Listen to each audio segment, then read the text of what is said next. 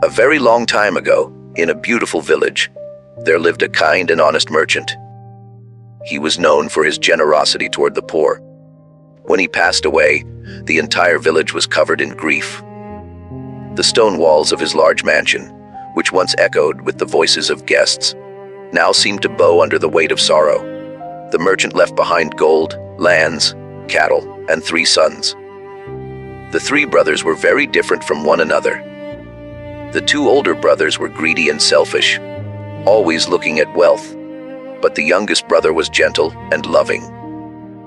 During the days of mourning, the older brothers wore expensive clothes, and their eyes showed no sadness. They looked at every corner of the house, the carpets, the furniture, the locked chests. But the youngest brother stood against a wall in a corner. Dust from serving others covered his clothes, and his eyes were swollen from crying. He was not looking at gold or things. In every corner of the house, he heard the echo of his father's laughter and love. As soon as the mourning ended, the 2 greedy brothers showed their true colors. One cold morning, they locked the doors of the mansion and sat down to divide the inheritance. This was not a court of justice, it was a scene of seizure. In front of the brothers lay land documents, warehouse keys, and bags of gold. The youngest brother stood before them with his head lowered. The division began with arrogant looks and contemptuous gestures. The 2 older brothers took the gardens for themselves, divided the healthy cattle, and took the big house along with all its valuable possessions. When the youngest brother's turn came, both looked at him with disgust and smiled. One of them pointed toward the dark, dirty stable at the back. There, in the darkness, lay a sick and weak cow. Her skin was stuck to her bones, her eyes were sunken, and the shepherds had given up all hope. And the 2 brothers decided this sick cow would be the youngest brother's share. The youngest brother did not utter a single word of objection. He just looked at his brothers with a long, hopeless, and painful gaze. Then he turned silently, went to the stable, and placed his hand on the weak cow's head. For the first time, the animal felt love and lifted its heavy head to look at him. With an old rope, the youngest brother dragged his share out of the house, thrown away without any crime. He walked slowly through the village, and the cow followed weakly behind him. People watched in surprise. His fate took him to a broken wooden hut at the edge of the village, a lonely place where only dust lived. The hut was cold, with holes in the roof. The youngest brother placed his belongings and settled the sick cow. She sat down from exhaustion, as if wanting to take her last breath in a place of rest. But the youngest brother did not let her die. He forgot his own hunger, cold, and the cruelty of his brothers. He took out the last coins he had saved for his own food, went to the market, and brought herbs, oil, and good fodder for the sick cow. In that lonely hut, a silent battle began. The youngest brother stayed awake at night, grinding herbs, making ointment, applying it to the cow's wounds, and covering her with his only blanket, while he himself shivered from the cold. He spoke to her softly, as if she were his only friend in the world. One moonlit night, as the youngest brother sat shivering beside her, he suddenly felt movement. He slowly opened his eyes and saw an astonishing sight. The cow was standing on all 4 legs. Flesh had returned to her bones, and she had a glow. She looked at the youngest brother with grateful eyes and mooed softly, like a morning greeting. The youngest brother's eyes filled with tears, not because the cow had become valuable, but because he had succeeded in saving an animal's life. He went closer and saw that the cow's udder was unusually full of milk. He brought a clay pot and began to milk her. The milk was white, thick, and fragrant, as if mixed with honey. When he took the first sip, he was shocked. The taste was not ordinary, it was heavenly. As the milk went down his throat, he felt warmth. His back pain and headache disappeared. He was filled with strength. At that moment, a cry of pain came from a nearby hut. It was an elderly neighbor woman who had sometimes given him pieces of bread. She had been sick for many days. The youngest brother took the pot of milk and ran to her hut. With his own hands, he fed the old woman the milk. After a few sips, she fell into a peaceful sleep. The next morning, the village woke up to an astonishing sight.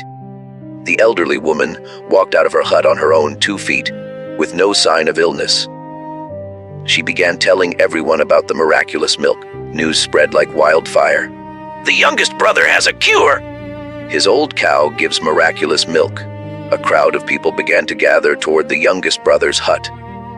The lame, the sick, the blind, he turned no one away. He smiled and gave milk to everyone, and the coins people gave him with joy, he happily accepted. Slowly, his hut began to change. The roof was repaired. He bought clean new clothes. Blessings entered his home. That lonely place became a center of hope. But the winds do not always favor the ship. This news reached the big mansion in the village, where the 2 older brothers were wasting their father's wealth in luxury and pleasure. When they heard about their rejected brother and the cow, the smiles disappeared from their faces. Anger took their place. The 2 brothers gathered again, this time not for a division, but for a conspiracy. The older brother slammed his fist on the table and shouted, "That cow was our father's inheritance." He deceived us. The other brother said in a devilish tone, "Yes, the division was invalid.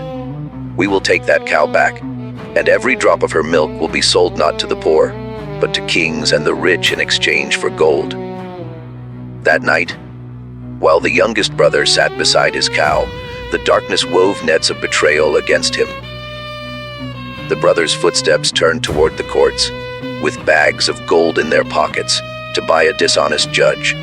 The bags, filled with gold coins, were placed before the judge. A strange glimmer appeared in the judge's eyes, a glimmer that silenced the voice of truth. The 2 brothers lied that the cow was a trust, given to the youngest brother only for safekeeping. The judge nodded and stamped a fake document. That morning, the youngest brother woke up. He stroked the cow's back and spoke words of gratitude. Suddenly, the ground shook. The neighing of horses and the shouting of men broke the morning silence. Court soldiers were coming, and with them were the 2 older brothers. In front of that broken hut, the soldiers stopped their horses. The youngest brother came outside. His senses fled. He saw the greed in his brother's eyes. He wanted to shout, "When you gave me this cow, she was weak, a skeleton. Now Allah has made her healthy." But his voice stuck in his throat. He looked at the villagers with hope. They stood silent. The soldiers stepped forward and put a rope around the cow's neck. She dug her feet into the ground and cried out in pain, as if weeping. She kept turning back to look at the youngest brother, as if saying, "Don't leave me." The youngest brother came to her. He tried to grab the rope, but a soldier pushed him hard. He fell to the ground, his face in the dust. The soldiers dragged the cow away. The cow kept looking back. The youngest brother lay on the ground. He was not crying for lost wealth or livelihood. He was crying at the injustice of humans. On the other side, there was celebration in the brothers' palace. The cow was placed in a marble stable. Fodder was served in golden bowls. But the cow neither ate nor drank. She stood in a corner facing the wall, tears continuously flowing from her eyes. The night was long and painful. The next morning, terrible news spread through the entire city. The most powerful sultan of the region had fallen fatally ill. Strange blisters appeared on his body. Healers had given up. An announcement was made that whoever cured the sultan would be given gold equal to an elephant. Hearing this, the 2 older brothers were stunned. Greed ran in their eyes. They prepared a bullock cart and set off toward the royal palace with the sad cow. At the palace gate, they claimed, "We have brought the life-saving cure!" The doors were opened. The sultan was crying in pain. The older brother said loudly, "Oh, Sultan, we have brought the life-giving milk that puts life back into bones." The sultan ordered the cow to be milked. As soon as the older brother touched the udder, the cow kicked hard and roared, a sound like a terrifying beast. But greed is blind. He did not remove his hand. Soldiers tied the cow down. The older brother pressed the udder and tried to milk. But instead of milk, a black, foul-smelling liquid came out like tar. A stench filled the entire palace. The golden bowl fell. The Sultan shook with anger. He raised his hand. That gesture was a sign of death. Soldiers immediately chained the two brothers. They kept shouting that the cow was magical, but no one listened. The cow stood there crying. A wise minister had seen everything. He remembered the young man from the village, the miraculous milk, the dying cow that came back to life. He understood that the secret was not in the cow, but in the hand and the intention. He said to the Sultan, "Perhaps the true owner has not come. The true owner should be called." The Sultan ordered that the true owner of the cow be brought. A royal chariot was sent toward the hut. The youngest brother was sitting sadly at the door of his hut. When he saw the soldiers, he neither feared nor fled. He stood up with peace and dignity. In his torn old clothes, the youngest brother rode the royal chariot and reached the palace. As soon as he stepped into the grand hall, he saw what tore his heart apart. He saw his frightened cow, surrounded by soldiers with sharp spears. Amidst the deceit, fraud, and oppression, the cow recognized the familiar scent, the scent of the hand that had fed her in hunger and treated her in sickness. She restlessly lifted her neck and let out a loud moo, a moo of love and longing. She broke through the circle of soldiers and ran straight toward the youngest brother. She stopped in front of him, pressed her heavy head against his chest, and began licking his hands and face with her rough tongue. Tears flowed from her eyes, as if telling her entire painful story. A deep silence fell over the entire hall. Everyone saw that animals understand the language of love and mercy, and they can distinguish between a hand of love and a hand of oppression. The Sultan ordered, "Prove the truth. Milk the cow. Let us see if the milk returns to its true state or not." The youngest brother sat beside the cow. He pressed the udder with the same hand that had become the means of his life. A soft sound came. A stream of white milk fell into the pot, white, thick, fragrant. The Sultan took the bowl with trembling hands and drank a long sip. A cool wave ran through his body, quenching his burning. Before everyone's eyes, the blisters on his face and hands began to disappear. His pain vanished. Cheers echoed through the palace.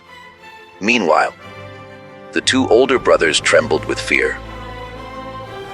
They had seen with their own eyes that they were not fighting their weak brother, but the watchful Allah who is never unaware. The Sultan turned his gaze toward the two brothers in chains. He pronounced the judgment. All their gold and all their property shall be given to its true owner, the youngest brother, who proved that real gold lies in the heart, not in the pocket. Then he ordered, "These two shall be paraded through the city markets, and it shall be announced that they are betrayers of trust, so that every greedy person learns a lesson.